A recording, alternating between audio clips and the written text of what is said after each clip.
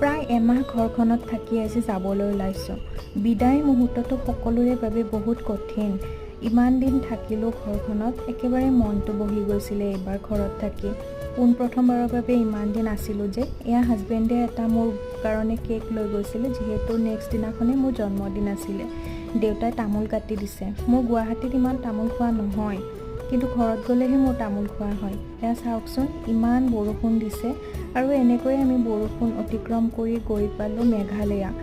Actually হাজবেণ্ডে মোক লৈ গৈছিলে এটা ঠাইলৈ। এয়া কহুৱাৰ মাজে মাজে আমি গৈ আছোঁ, চাৰিওদিশ কহুৱাৰে আৱৰা। এটা লুংলুঙীয়া বাটেৰে আমি গৈ গৈ পালোঁ আমাৰ ডেষ্টিনেশ্যনটোৰ নাম হৈছে মাফানলো। এয়া চাওকচোন, ইমান ধুনীয়া ঠাই। মই লং ভিডিঅ' দিছোঁ, যদি আপোনালোকে চোৱা নাই তেতিয়াহ'লে লং ভিডিঅ'টো চাব। ডেছক্ৰিপশ্যন বক্সত মই লং ভিডিঅ'টো লিংকটো দি দিম। আজিলৈ আহিছোঁ, বাই।